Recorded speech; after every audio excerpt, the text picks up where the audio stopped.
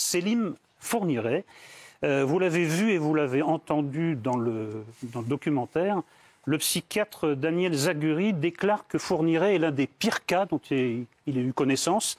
Mais ce pire cas, c'est quand même votre père. Et évidemment, on se demande quel genre d'enfance vous avez eu auprès de cet homme. J'ai eu une enfance normale. Je ne connaissais pas Michel Fourniret en tant que criminel. C'était une enfance comme tout le monde. Ce n'est pas un père aimant. Ce n'est pas un père qui vient faire des câlins, qui vient aider. C'est un père autoritaire, pas violent.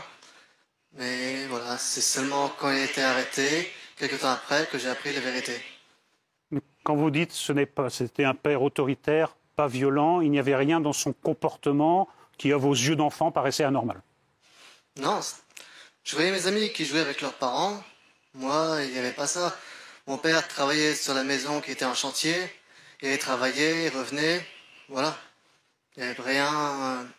Je ne pouvais pas supposer qu'il y avait autre chose. Et quand est-ce que vous avez connu l'autre face de votre père? Quand est-ce que la vérité criminelle vous est apparue? Dans quelles circonstances?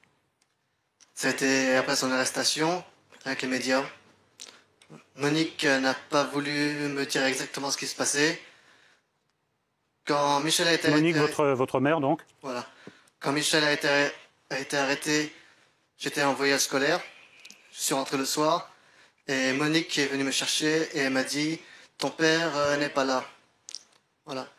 Quand on est rentré à la maison, il y avait des véhicules de police devant la maison. Et elle voulait rien me dire.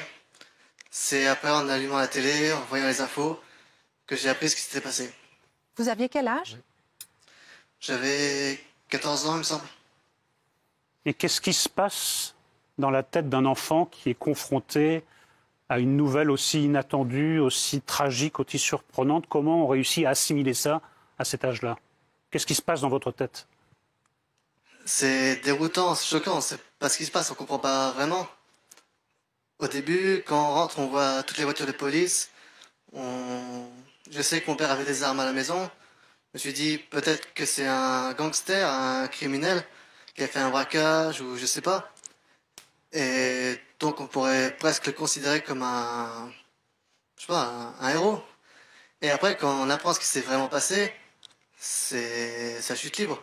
On se dit, c'est ça mon père? On n'en revient pas. Et comment vous l'avez appris? Exactement les détails de ce qui lui était... Voilà, pourquoi il était emprisonné.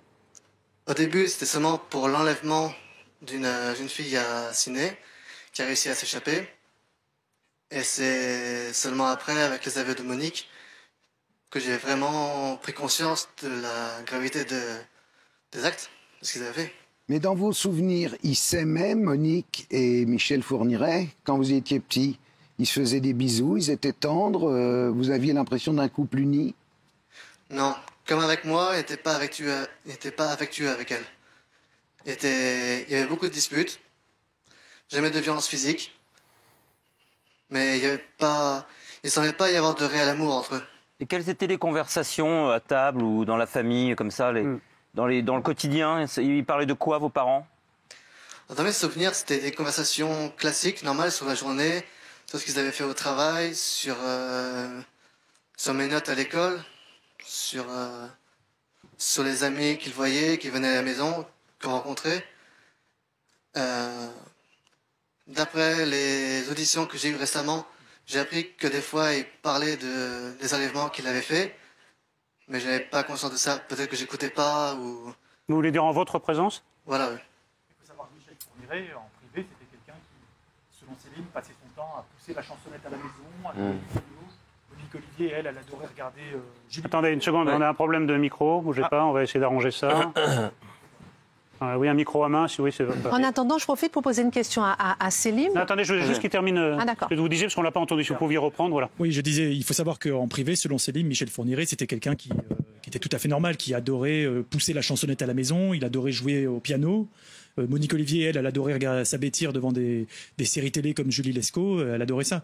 En fait, Célim va faire la connaissance du véritable Michel Fourniret le 16 janvier 2016 à l'occasion d'une visite en ma présence. C'est la première fois, en fait, si vous voulez, qu'il va véritablement rencontrer l'ogre des Ardennes, Michel Fourniret, connu comme étant un pédophile et assassin notoire. Avant ça, Selim, comme il le dit souvent, il faisait face à une sorte d'acteur, quelqu'un qui jouait le rôle de quelqu'un de tout à fait normal. Je vais reprendre le film, mais pourquoi en votre présence, la première rencontre? Si vous voulez, moi je rencontre Selim à la base, c'était pour les besoins d'une interview que j'avais vendue au magazine VSD.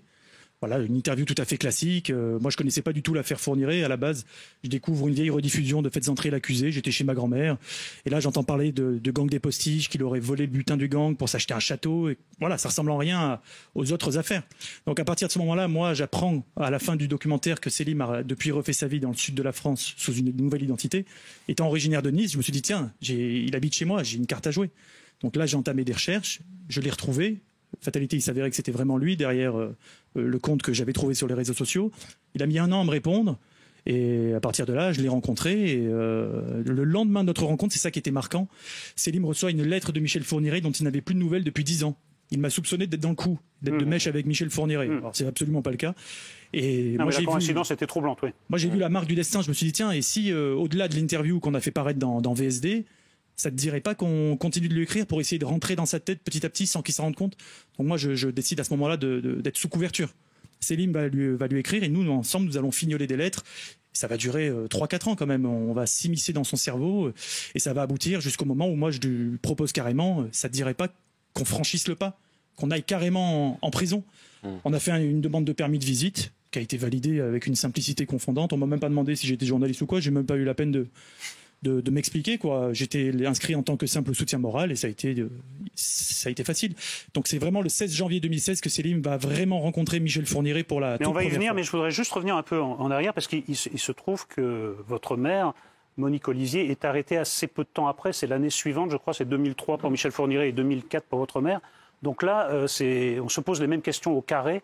Qu'est-ce qui peut bien se passer dans la tête de quelqu'un qui est encore très jeune quand ses 2 parents, surtout pour les crimes atroces qui leur sont reprochés, se retrouvent en prison tous les 2? D'abord, une question très prosaïque, qui s'occupe de vous à ce moment-là? Alors, après l'arrestation de Michel, Monique et moi, on a déménagé quelques temps après. Et Monique était souvent convoquée au commissariat pour des auditions. Et 1 an après, comme d'habitude, enfin comme souvent, elle est partie pour une audition et elle n'est pas rentrée. Donc la première nuit, elle n'est pas rentrée. Le lendemain, j'ai attendu. Il n'y avait rien, j'ai pas de nouvelles. J'avais personne à contacter, on n'avait pas donné de nouvelles. Le 3e jour. Et vous étiez seul, vous étiez absolument seul. Oui, seul, oui. Mineur de surcroît. La police vous a même pas appelé, rien? Non. Je ne savais pas ce qui se passait. Mais quel âge vous aviez à ce moment-là? J'avais 15 ans, il me semble. Ah oui. J'avais 15 ans, donc le frigo était plein, heureusement. Et j'attendais. Je ne savais pas ce qui se passait. Je me suis dit, elle va rentrer bientôt. Et au final, c'est mon oncle paternel, il me semble, qui est venu me récupérer. Et quel souvenir Vous avez été élevé par qui après, justement? Enfin, vous avez poursuivi avec... Donc, je suis allé chez mon oncle. Et peu de temps après, c'est mon demi-frère, le fils de ma mère, qui est venu me chercher. Excusez-moi Eric, mais vous n'avez pas eu peur de votre oncle parce que vous auriez pu ne plus avoir de repères avec votre famille en pensant que tout le monde pouvait avoir une pathologie? Non, c'est pas... Ça n'est pas compte. C'est pas quelque chose qui est dans les gènes. Donc je sais que mon grand-père n'était pas comme ça, le frère n'est pas comme ça. Donc c'est juste Michel qui est détraqué. Selim. Un point important, c'est que Selim excusez-moi, juste, Olivier voulait dire. Un point important que moi tu m'avais dit, c'est que cette année-là, durant laquelle Michel n'est plus là, ça a été la plus belle année de ta vie. Celle où tu as été auprès de ta mère, tu sentais que vous étiez libéré d'un poids, c'est ce que tu m'avais dit. Oui, quand il était à la maison, c'était oppressant. Il y avait toujours la tension, on ne sait jamais s'il allait s'énerver. Il était très autoritaire, très colérique. Quand il n'était pas là, c'était bien. Non, mais ça a été de courte durée, cette parenthèse. Il s'est surtout passé un fait important, c'est ce que je dévoile dans le livre. C'était une révélation qu'il m'a faite sur le tard. Vraiment, j'ai été à 2 doigts de ne pas le mettre. Mais il faut savoir que quand son père est arrêté, la première réaction de Monique, c'est de se précipiter avec Selim dans les bois à Volsor pour planquer les restes du butin du gang des Postiches. Elle a forcé Selim à le faire de ses propres mains en plein milieu des bois. Donc ça explique aussi pourquoi Selim ce soir il est grimé, c'est parce que sa sécurité est évidemment mise en danger. Il y a des gangsters. Et on qui va pourront très revenir bien- sur cette affaire du gang des postiches, c'est une affaire dans l'affaire, mais été d'abord mineur. Karine, ensuite on va revenir à ça. Karine. Non, depuis le début, Selim, quand vous répondez aux questions, vous dites Monique et Michel, vous les appelez par leur prénom. Vous dites pas mon père ou ma mère. Est-ce que c'est parce que vous n'arrivez pas à le dire, vous ne voulez pas le dire, vous ne pouvez plus le dire? Est-ce que ce sont des étrangers pour vous aujourd'hui que vous appelez par leur prénom parce que vous ne vous reconnaissez pas dans cette histoire et vous êtes tellement loin de tout ça que pour vous c'est Monique et Michel et plus mon père et ma mère? Comment vous expliquez que vous les prénommiez sans les intituler comme vos parents, quoi? Michel et Monique sont aujourd'hui en maison d'arrêt. S'ils y sont, c'est qu'ils ne m'ont pas considéré comme leur fils. S'ils ont fait ces choses, c'est qu'ils ne respectent pas leur famille. S'ils avaient eu du respect pour moi, de l'amour pour leur fils, ils n'auraient pas fait ça. Donc à partir de là, pourquoi je devrais les considérer comme parents? Pour moi, ils sont morts. Et vous voulez dire que, en plus d'être des criminels, ils vous ont trahi en quelque sorte? Oui, pour moi, ils jouaient un rôle. Pour moi, c'était papa, maman, on allait en vacances ensemble, on vivait ensemble, c'était bien.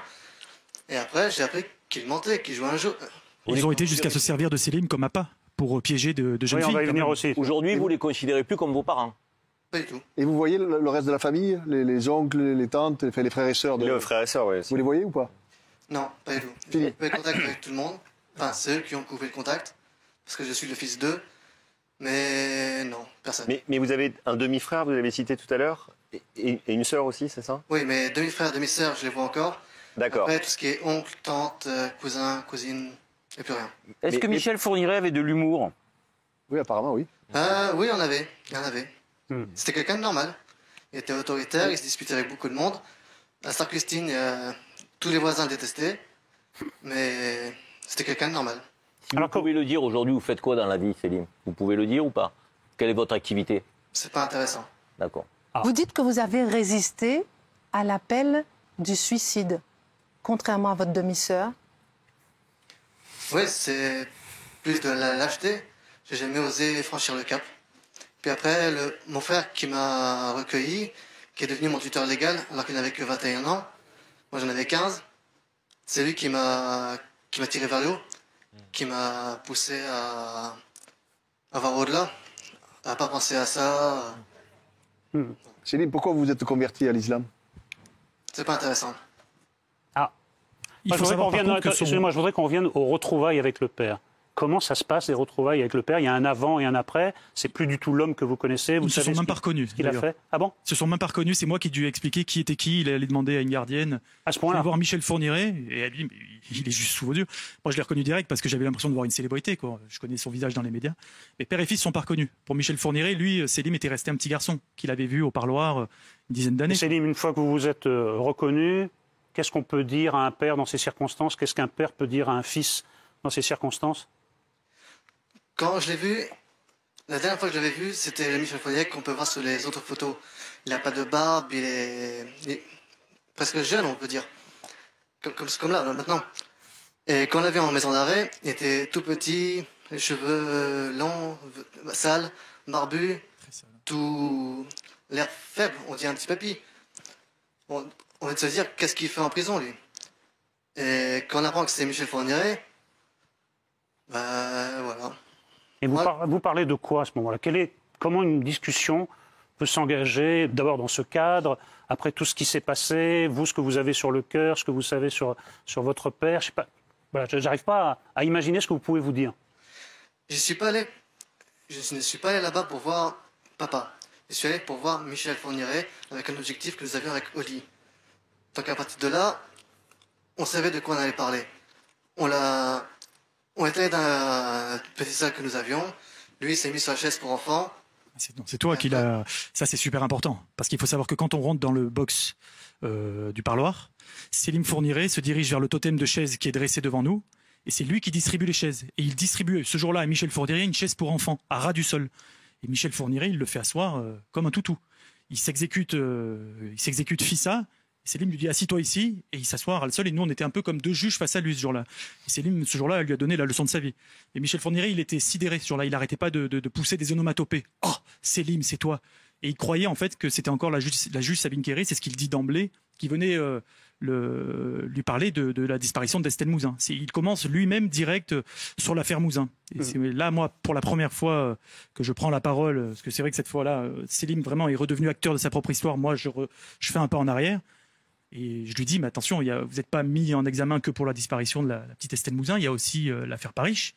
Et c'est là la première fois qu'il se tourne vers moi, Michel Fourniret, qui me regarde droit dans les yeux et qui me dit, ah non, mais ça, c'est différent. Là, c'était moi. Mais pour Estelle Mouzin, je n'ai rien à voir dans cette histoire, je suis droit dans mes bottes, je n'ai absolument rien à voir. Il a juré mordicus qu'il n'avait absolument rien à voir avec Mouzin, mais que Parish était lui. Donc, il aurait menti 10 secondes avant d'avouer un meurtre qu'il n'avait encore jamais fait aux enquêteurs. D'ailleurs, ça nous a valu les foudres des enquêteurs, vous vous doutez bien, parce que c'est moi qui ai annoncé la nouvelle d'ailleurs à monsieur Roger Parish, le père de Johanna, qui était donc décédé en 1990, et qui avait carrément lancé une pétition en ligne pour dénoncer l'engourdissement de la justice française. Donc il a fallu qu'on aille rendre visite à Fourniret pour enfin le faire parler des aveux qu'il a ensuite réitérés auprès des enquêteurs. Donc il admet la responsabilité dans un meurtre, il dit qu'il n'a rien à voir avec celui d'Estelle Mouzin, et pourtant Monique Olivier affirme que c'est bien lui le meurtrier. C'est une des affaires qui bouleverse le plus la France, qui passionne le plus la France. C'est une disparition inexplicable. On a appris ce soir, c'est que d'une source, donc je le donne sous réserve, mais qu'on abandonnait les recherches dans l'ancien château de Michel Fourniret, parce qu'on n'a pas retrouvé de corps et qu'a priori les recherches ne reprendront pas. Mais comment expliquez-vous qu'il nie sur ce point alors qu'il admet la culpabilité sur un autre et que, j'allais dire, au point où il en est, il n'est plus à un meurtre près, il a déjà la conscience extrêmement chargée, le casier judiciaire extrêmement chargé. Comment expliquez-vous qu'il nie pour Estelle Mouzin? Il cache beaucoup de choses encore, c'est sûr. Il y a apparemment une période blanche où il n'aurait rien commis. Personnellement, j'y crois pas. Il pourrait dire tout ce qu'il a fait. Mais s'il fait ça, après, il va rester dans l'ombre. On ne parlera plus de lui. Alors que là, il peut sortir de temps en temps pour se promener avec les enquêteurs, pour montrer un jardin, un parc, une forêt. Il prend de l'air, il marche un peu. Et quand il sera mort, quand on trouvera un corps, on pourra dire c'est peut-être Michel Fourniret. On parlera toujours de lui. Et vous pensez qu'il pousse le calcul jusqu'à ce point-là? Oui, c'est un plaisir pour lui. Ou la jouissance, pas le calcul, la jouissance. Non, mais qu'il calcule de ne pas tout avouer pour rester... Et pour jouir. Il faut savoir que Michel Fourniret, c'est un joueur d'échecs. Nous, quand on le rencontre en prison, il nous dit que les inspecteurs sont mauvais et qu'ils sont incapables de poser les bonnes questions, que ce sont des abrutis. Mais ce sont vraiment ces mots. Donc il considère qu'on n'a qu'à lui poser les bonnes questions pour le pousser à répondre et que c'est la police qui fait un mauvais travail, selon lui, quoi. J'ai une question. Merci beaucoup de nous confier votre témoignage, parce que c'est quelque chose de très intime et très personnel et qui en même temps nous concerne tous, parce qu'on a tous été suivis ces actualités depuis chez nous. Donc merci de nous confier cette parole. Vous décrivez de manière extrêmement chirurgicale et assez froide quelque chose qui est très personnel. Vous nous avez dit à l'instant que vous aviez renoncé à appeler vos parents père et mère ou papa et maman. Moi, ce qui m'intrigue, c'est que vous avez revu votre père que vous n'aviez pas revu depuis quasiment votre enfance. Vous le revoyez avec un projet extrêmement précis qui est de faire ce livre. Qu'est-ce que vous ressentez? C'est-à-dire, comment vous arrivez à dissocier l'enfant trahi de la personne qui a un projet quasi journalistique? Je trouve que c'est vraiment à la fois extrêmement fort, courageux, mais en même temps, j'imagine que vous avez dû être bousculé de ressentir autant de choses en même temps. Oui, c'était émouvant. Mais d'un autre côté, Michel et Monique se sont rencontrés en passant un contrat. Ils devaient tuer l'ex-mari de Monique. Et il s'avère que cet ex-mari est devenu mon nouveau père, en quelque sorte, puisque son fils est devenu mon tuteur légal. Alors qu'il devait mourir. Voilà.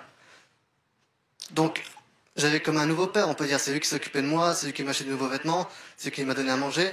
Et après, j'ai rencontré Michel en prison, qui lui ne s'était pas occupé de moi, qui au cours de son incarcération ne m'a pas écrit, n'a pas cherché à prendre de mes nouvelles. Donc, est-ce qu'un père ferait ça? Non. Et votre mère, excusez-moi de vous couper, et votre mère, vous avez eu aucun contact avec elle durant toute cette période? Au début, je prenais contact avec elle, on s'écrivait régulièrement. Oui, d'accord. Et après, la lumière était faite sur le fait qu'elle n'était pas victime, mais complice, au même titre que Michel, peut-être même pire que lui. Alors, je me suis dit que ça servait à rien de parler avec des gens comme ça. Selim, quand vous avez connu l'enquête, vous avez entendu parler de dates. Est-ce que vous avez essayé parfois d'imaginer ce que vous faisiez, vous, à telle ou telle date, et de le relier à un souvenir, en vous demandant, mais ce jour-là, je vois en gros ce que je faisais, etc. Essayez d'avoir, si rétrospectivement, vous auriez pu deviner, avoir des éléments. Est-ce que vous avez cherché à faire ça, même inconsciemment, je veux dire? Oui, j'ai essayé. Et alors, ça marche jamais. Vous ne pouvez jamais deviner quoi que ce soit. Il n'y a aucun élément qui aurait pu vous permettre d'avoir un petit soupçon. Non. Ça remonte à loin déjà. Ouais. Sauf l'or qui était amassé à la maison. C'est vrai qu'il y avait beaucoup d'argent, c'était l'or des postiches, quoi. Ça, tu t'en rappelles qu'il y avait énormément de fric. Il y avait une vieille machine à laver et Michel avait caché de l'or dedans. Mais moi, je parlais plutôt d'attitudes étranges. Non, mais attendez, moi je voudrais juste qu'on explique, parce qu'il y a peut-être des gens qui ne sont pas familiers avec cette affaire, ce qui s'est passé, parce que au milieu de tous ces crimes, c'est presque quelque chose de rocambolesque. C'est romanesque. Voilà, donc le gang des postiches, on explique, c'était un gang qui sévissait à Paris dans les années 80. Très bien connu André Belaïch d'ailleurs. Moi j'ai très bien connu André Belaïch qui m'a collé une réputation, mais ce n'est pas le lieu de la raconter ici. Simplement, on dit que, donc, et vous avez l'air de le confirmer, que Michel Fourniret aurait fait main basse sur le magot du gang des postiches. Il y en a qui utilisent encore le conditionnel à ce sujet-là. Il nous l'a avoué en prison. Parfait. Il nous a d'ailleurs exprimé son seul regret. Alors expliquez-nous ce qui s'est passé. Par rapport aux postiches. Oui, en fait, si vous voulez, à l'époque où Michel Fourniret est déjà accusé d'attouchement sur mineur, donc il séjourne à Fleury-Mérogis, et là il fait la connaissance d'un certain Jean-Pierre Elgouarche, qui est un des proches des postiches, qui se fait appeler le Breton, qui est d'ailleurs le parrain de Selim, pour vous dire un peu. Et donc du coup, cet homme va s'éprendre d'amitié pour Michel Fourniret et lui indiquer où est enterré l'or dans le projet que Michel Fourniret, une fois libre, prenne contact avec Farida Amiche, qui est la compagne du Breton, pour aller déterrer cet or et le partager avec Farida. Sauf qu'une fois sur place, quand il sort, il tue Farida avec un grand coup de baïonnette et il empoche l'or.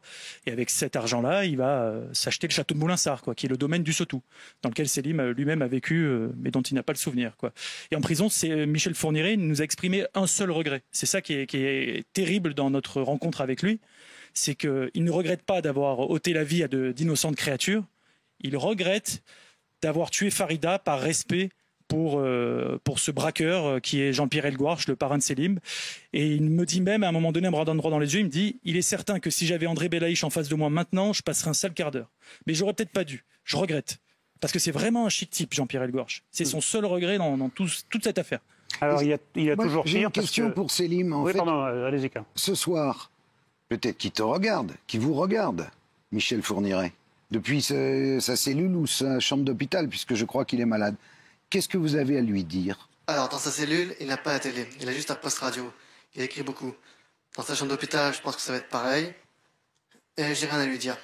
Juste parle, dis... Et comment vous avez des nouvelles? Comment vous savez qu'il n'a pas la télé, etc.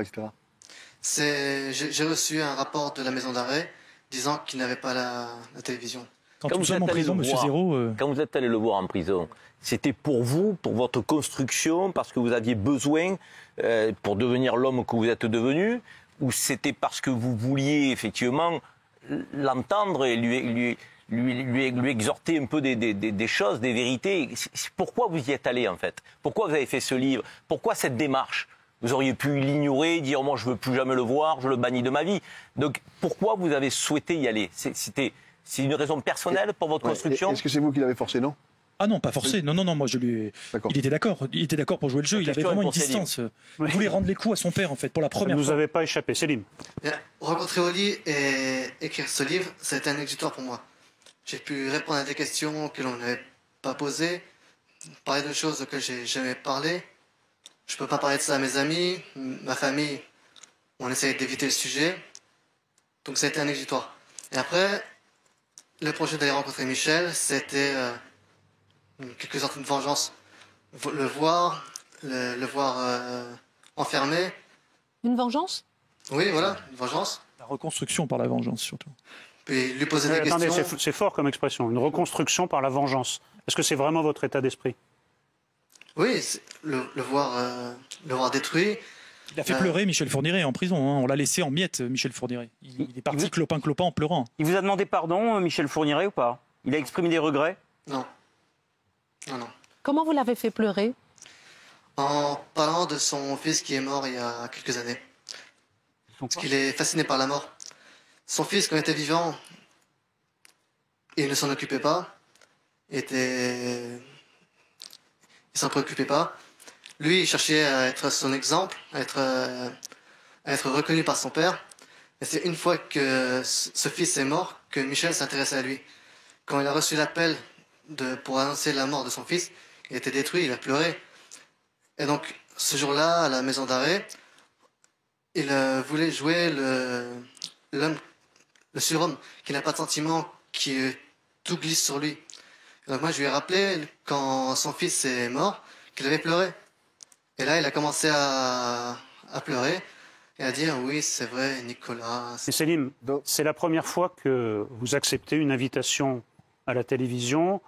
Quand on vous pose des questions, que vous revivez certains événements, vous éprouvez un sentiment de soulagement, ça vous fait mal en même temps. Quel est votre état d'esprit pendant que vous répondez à toutes ces questions? Vous êtes encore en thérapie ou c'est terminé pour vous cette affaire? Non, c'est terminé. J'ai accepté cette invitation pour pouvoir répondre à des questions qui n'ont pas été posées, des sujets qui ont été écartés par les autres médias et occultés par la justice. Alors, Monsieur Zéro, juste une chose par rapport à ce que vous avez dit tout à l'heure. Il faut savoir que quand on laisse Michel Fourniret en miettes, en train de pleurer et de boiter pour rentrer dans sa cellule, il ne nous dit même pas au revoir. Et là, je me tourne vers Selim à ce moment-là et je lui dis, mais tu lui dis pas au revoir? C'est sans doute la dernière fois de ta vie que tu le vois. Et il a cette réponse terrible mais justifiée. Il me répond qu'il crève. Moi, juste après ça, j'avais perdu ma ceinture au portique de sécurité parce qu'on doit se dépouiller comme à l'aéroport. À ce moment-là, je panique, je fais ma ceinture, il me dit qu'il se pende avec. Il ne compte pas le revoir, il ne compte pas reprendre de ses nouvelles. Pour lui, c'est vraiment un chapitre tourné. Aujourd'hui, Selim a une vie magnifique. On se plaint tous parfois d'avoir des petits tracas. Moi-même, j'ai un ami qui s'est suicidé. Lui-même aurait pu passer à l'acte, il l'a pas fait. Il s'est battu, il s'est construit. Aujourd'hui, Selim a une vie magnifique et il y a vraiment un message d'espoir à travers sa reconstruction qui est fabuleuse. Et oui, c'est passé par la vengeance. Et ça l'a vraiment aidé. Ouais. Mais il y a un point que nous n'avons pas mentionné, parce qu'en fait, malheureusement, on croit avoir évoqué le pire, on n'a pas évoqué le pire. Vous avez appris un jour que vous aviez, évidemment, quand vous étiez tout petit, servi d'appât pour le rapt d'une des jeunes filles. C'est dur à vivre. On se sent coupable. Je sais que j'ai rien à voir là-dedans. Non, mais bien sûr. Mais c'était dur. Me dire, c'est à cause de moi que cette fille a été... C'est pas à cause de vous. Non. Vous n'êtes pas responsable. Bien sûr que non. Vous êtes victime, c'est pas de votre faute en fait. C'est difficile à entendre, mais c'est pas de votre faute. Oui, ça, on le sait. Le savoir et l'accepter, c'est différent. Ouais. Et vous avez quand même un sentiment de culpabilité? Oui, absolument. C'est moi qui étais bébé, c'est moi qui servi d'appât. Elle a été mise en confiance par moi. Il faut savoir que quand Michel Fourniret projette de kidnapper Marie Ascension, c'était après la réception d'un mauvais bulletin de notes de Selim. Il lui arrache son bureau, il le charge dans un camion, il lui dit « t'en as plus besoin, t'es un cancre, je vais aller le vendre ». C'est durant ce trajet-là qu'il croise Marie Ascension. Encore une fois, c'est Selim qui endosse la responsabilité dans cette histoire. À tort, évidemment. Non, c'est vraiment... Il se posait souvent comme victime, Michel Fourniret, c'est toujours la faute des autres. Il se plaignait de son sort. Vous voyez ce que je veux dire? Parce que souvent les pervers, c'est jamais de leur faute. Ils passent à travers les gouttes et ils accablent toujours quelqu'un de leurs maux. Un jour, il était licencié d'une entreprise où il travaillait, une série. Et quand il est revenu à la maison, il a dit, c'est pas grave, de toute façon, ils vont me rappeler, ils ont besoin de moi. Ils l'ont jamais rappelé. Mais voilà, c'est quelqu'un, il est au-dessus de tout. Il a besoin que les gens aient besoin de lui. Et le suicide de sa fille Marie-Hélène, selon lui, c'est la faute des journalistes qui ont médiatisé l'affaire. Ils n'auraient pas dû, selon lui. Selim, si on vous demande aujourd'hui, est-ce que vous êtes un homme heureux? Qu'est-ce que vous répondez? Oui, absolument. J'ai refait ma vie. Mes parents sont morts, voilà, j'ai plus rien. Quand on pose la question, comme pour vous, quand vous étiez petit, mes parents sont morts, ça coupe court à la conversation. Bientôt ce sera le cas, ce sera plus un mensonge. Mais voilà, c'est... Et vous-même, vous avez envie d'avoir des enfants? Oui, parce que voilà, on posait la même question. Vous avez construit une famille? Construit une famille, vous avez envie d'avoir des enfants? Ma sœur m'a dit un jour, pour vivre heureux, vivons cachés. Donc, merci. D'accord, ok. Vous dites que vous avez accepté, et on vous remercie évidemment, parce que c'est un témoignage extrêmement puissant, pour mettre de la lumière sur des questions qui ont été occultées par les médias, par les enquêteurs. Quel sujet? Que ça vienne de vous, c'est un peu... Je vous vois venir. Mais dites quand même. Il parlait souvent, quand on était à la maison, de la franc-maçonnerie. Dans ses lettres, il faisait référence, qui est là, il faisait référence à un maître qu'il avait et des commandes spéciales. Donc, ce qui laisse supposer que les... Tu veux continuer, Olivier? Oui, c'est vrai que nous avons reçu une lettre datée du 5 janvier 2015 dans laquelle Michel Fourniret évoque un homme qu'il appelle son maître. Voilà, c'est cette lettre qui passe là. Un homme qu'il appelle son vénérable maître, Paul-Louis Deschamps, voilà, qu'il côtoyait à l'époque. Il faut savoir que Selim insiste sur un point, c'est que son père n'était absolument pas un loup solitaire. Il avait beaucoup d'amis à l'époque. Il y avait du passage à la maison, c'est ce qu'il répète sans cesse. Vous voulez dire qu'il y a des choses à découvrir encore? En fait, il évoque un homme, ce monsieur Deschamps, qui lui faisait des commandes de machines spéciales pour son laboratoire. Son client est concurrent. Qu'est-ce que ça veut dire? Est-ce qu'il s'agit d'un message codé? Voilà, nous, on a été auditionnés à plusieurs reprises suite à notre visite en prison. On en a parlé aux enquêteurs, mais le problème est que cette personne n'a jamais été auditionnée. Et nous avons d'ailleurs... Il n'y a eu aucune suite à ce que vous avez... Aucune suite. Ils sont tous au à la courant. révélation Ils ont de la cette lettre. On a saisi la police des polices récemment, parce que la police j'ai récemment lancé des appels à témoins, alors que nous, peut-être que cet homme sait quelque chose, étant donné qu'il côtoyait Fourniret durant ces longues années d'impunité. Un type quand même qui du jour au lendemain s'achète un château avec de l'argent liquide. Selim d'ailleurs m'a dit qu'ils allaient beaucoup à Bruxelles à l'époque pour échanger l'or en argent liquide, c'est ça, je me souviens. Et cet homme n'a jamais été entendu. Et c'est vrai que ça, c'est quelque chose, une zone d'ombre de ce que nous avons trouvé durant notre enquête qui nous laisse un peu quoi. On ne comprend pas pourquoi cet homme n'a pas été auditionné. Et Selim, indépendamment de ce qui est encore un peu mystérieux, est-ce que vous redoutez qu'il y ait la révélation d'autres crimes commis, non seulement par votre père, mais par vos parents? C'est pas une crainte. Je sais qu'il y en a d'autres. Enfin, pas que je sais. Je suppose qu'il y en a d'autres. Il y a une longue période dans laquelle il n'aurait rien commis. Et voilà, il y a les croit. quelques 10 ans où il ne fait rien, et ce que semble suggérer Selim, c'est que Fourniret est considéré comme un prédateur uniquement isolé, mais qu'il est tout à fait possible qu'il ait parfois enlevé aussi des petites filles pour les livrer à d'autres personnes, et ainsi de suite. Donc un fonctionnement en réseau. Parce que, comme chacun sait, on peut avoir un cancer et un bureau de tabac. Donc on peut être à la fois soi-même prédateur, soi-même consommateur de ce qu'ils appellent chair fraîche, et aussi, malheureusement, fournir des personnes contre de l'argent. On a vu précédemment que Fourniret était intéressé, puisqu'il n'hésite pas à tuer pour avoir le trésor du gang des postiches. Donc ça pose en fait le problème de tout un système pédocriminel en réseau, auquel il serait étonnant qu'il n'ait pas, d'une façon ou d'une autre, adhéré. Un peu à l'instar d'un Dutroux, d'ailleurs. Hein. Oui, d'ailleurs, il racontait qu'il était pire que Dutroux. Il faut le savoir. Dutroux qui a récemment avoué qu'il se pliait à des commandes. Oui, qui maintenant est revenu. Dutroux avait d'abord expliqué qu'il était un simple prédateur accompagné de sa femme et d'un copain vaguement SDF. Et il a eu 20 ans parce qu'on lui avait expliqué que s'il disait la vérité, c'était le retour de la marche blanche, la Belgique en colère, tout le monde en colère, protégeons les enfants, et que personne n'avait envie de ça. D'ailleurs, juste une chose, Selim a été auditionné récemment, encore une fois, par la police. Et d'après les enquêteurs, il n'y aurait pas que le butin du gang des postiches, il avait encore plus d'argent que ça. C'est vrai que moi, j'ai rencontré André Belaïch, l'ami de Monsieur Nolo. Du coup, entre guillemets. Hein. Je l'ai questionné sur son film, Le Dernier Gang d'Ariel Zetoun avec Vincent Elbaz. Et c'est vrai que le film se termine, on voit Vincent Elbaz qui supposait jouer son rôle, parce que Monsieur Belaïch, évidemment, n'a jamais été condamné pour ces faits. Et le film se termine sur cette phrase, quand on est sorti, voilà, le butin avait disparu, il n'y avait plus rien. Et moi, j'ai été lui poser la question. Prof, vous n'avez pas parlé de Fourniret? Il est rentré dans une colère terrible, c'est ce que je raconte dans le livre. Mais selon lui, il n'y avait pas tant que ça d'argent. Il y aurait une autre source. D'ailleurs, c'est vrai que l'argent, il est très intéressé. C'est comme ça qu'il faisait chanter Selim, en lui envoyant des mandats cash, en lui disant, si tu continues à mal me parler, parce que c'est vrai que des fois on lui rentrait dans l'art à travers nos lettres, si tu continues à mal me parler, je t'envoie pas d'argent. Et donc des fois, Selim lui renvoyait ses mandats cash déchirés en miettes. Une histoire insensée, en plus de l'aspect qu'on connaissait, il y a des tas de choses qui ressortent année après année. Fourniret, c'était un foudre de guerre, vraiment. Moi, je lui ai dit, à un moment donné en prison, je lui ai dit, mais vous vous rendez compte, si vous n'avez pas eu ce penchant pour les petites filles, aujourd'hui, vous seriez toujours dans votre château de plusieurs hectares à trôner à Moulinsart, quoi. Il m'a dit, j'ai jamais vu les choses comme ça. Moi, j'ai juste acheté ça pour le revendre. Oui, Karim, ensuite, j'ai une dernière question pour vous. Moi, ce qui m'interpelle un peu, c'est votre travail de reconstruction dans votre vie d'homme. J'ai une question à ce niveau-là, si vous me permettez.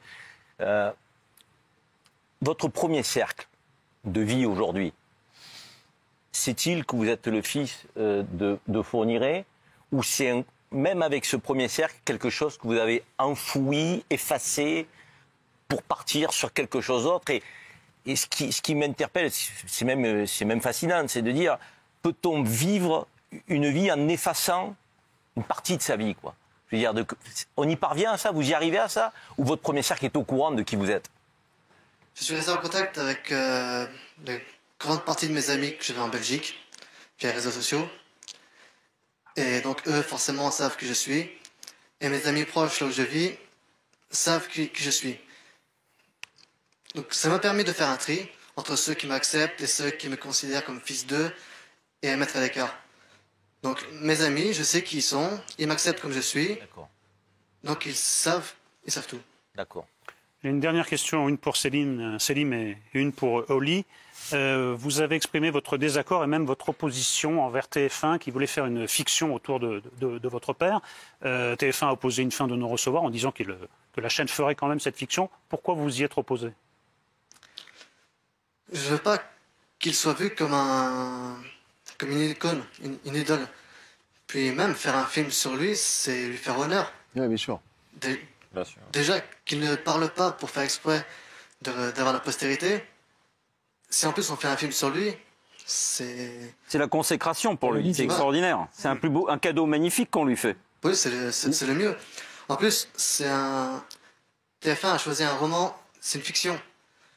Donc à partir du moment où c'est une fiction, qu'il change les noms, qu'il ne fasse pas Michel Fourniret, Monique Olivier. Et moi, j'aurais écrit pour qu'il ne me cite pas dans cette histoire. Je ne suis pas contre l'idée d'un film, mais qu'il fasse un film positif. Qu'il fasse un film sur la reconstruction des gens. Sur la réponse de TF1 qu'on a eue, c'est la liberté d'expression. Ouais. Liberté d'expression qui veulent mettre l'accent sur la justice belge et les enquêteurs qui ont fait un excellent travail. La traque. Mais quelle traque? Il a commis des attouchements en France. Il a été incarcéré dans les années 80. Et en Belgique, il a réussi à obtenir un poste de surveillant d'une école, puis un poste de professeur. Avec son casier judiciaire, il n'aurait jamais pu. Donc quelle traque? Il faut savoir une chose, c'est que moi j'ai rencontré le beau-père de Selim, qui est l'ex-mari de Monique Olivier, qui était supposé mourir sur ordre de Monique Olivier. C'est vrai que tout à l'heure dans le documentaire, on a entendu quelqu'un un peu amoindrir sa participation au fait en faisant croire qu'elle était presque victime. Non, le deal c'était de faire abattre son premier mari. Moi j'ai rencontré ce monsieur, qui s'appelle André, et pour lui, il en est convaincu. Lui-même, André était un ancien membre de la DST. Il a eu Fourniret sur le dos à l'époque, qui voulait donc obéir à Monique Olivier parce que c'était le deal, lui donner de jeunes vierges et en contrepartie, faire abattre ce monsieur. Pourquoi il a battu? Il y avait des choses? Pourquoi l'abattre? Soi-disant, elle était battue, mais c'est même pas le cas. Moi, j'ai rencontré ce monsieur et ce qu'il m'a dit, c'est que lui, il est convaincu. Il est vraiment convaincu en tant que ancien membre de la DST que Fourniret était un barbouze et que sa signature c'était une balle derrière la tête. Il faut savoir que ce monsieur, quand il revient faire sa vie dans le sud de la France avec Selim sous son propre toit, il voit sa vie soudainement menacée du jour au lendemain. Fourniret, selon ses propres dires, je le cite parce que je l'ai rencontré, aurait activé des réseaux mafieux et politiques. Il devait se balader à cette époque-là avec des poches trouées, avec un calibre dans le pantalon, au cas où s'il devait dégainer pour protéger sa vie et celle de ses enfants. Donc il y a encore énormément de zones d'ombre dans l'affaire Fourniret et beaucoup de tabous. C'était l'objet, parce qu'on va partir en publicité, c'était l'objet de ma dernière question. Est-ce qu'il y a des choses dont vous avez eu connaissance, soit en enquêtant, soit en vous entretenant avec Fourniret, et que vous n'avez pas mis dans le livre que vous tenez caché? Oui, bien sûr. Et vous savez d'ailleurs, moi à la base j'avais signé, je ne sais pas si vous en avez parlé la dernière fois que je vous avais croisé, Promenade des Anglais. J'avais d'abord signé avec une maison d'édition belge. Si vous voulez, je leur envoie mon manuscrit au bout de, je crois que j'en ai mis 2 ans à l'écrire. Mon téléphone sonne et là on m'explique que la lettre que vous avez diffusée tout à l'heure pose problème et qu'il faut absolument la supprimer. Cet homme qui m'appelle, en plus son nom n'apparaît nulle part dans l'organigramme de la maison d'édition. On me somme de m'auto-censurer alors que le but, moi, de ma démarche, était de donner la parole au principal intéressé, à savoir Michel Fourniret. Donc je refuse. Je dis attendez, c'est un luxe quand même de pouvoir tendre le micro à Fourniret en personne. Je ne suis pas là pour recopier des dépêches AFP, faire une compilation de tout ce qu'on peut lire à droite à gauche. Donc je refuse. Et ce bras de fer, il a duré 1 an. On a reçu beaucoup de pression par rapport à ça. Donc il y a beaucoup de choses évidemment qu'on a dû enlever. On a dû arrondir certains angles, évidemment aussi pour des questions des questions juridiques, pour pas être attaqué derrière. Mais oui, on a reçu beaucoup de pression. Ça a été dur pour Selim d'ailleurs. Il n'a pas compris que, à travers toute cette démarche qui était supposée être positive, on soit attaqué ensuite de toutes parts. Et c'est vrai qu'à un moment donné, nous, on n'a plus compris qui étaient les gentils, qui étaient les méchants. Parce qu'on s'est fait pourrir même par la police.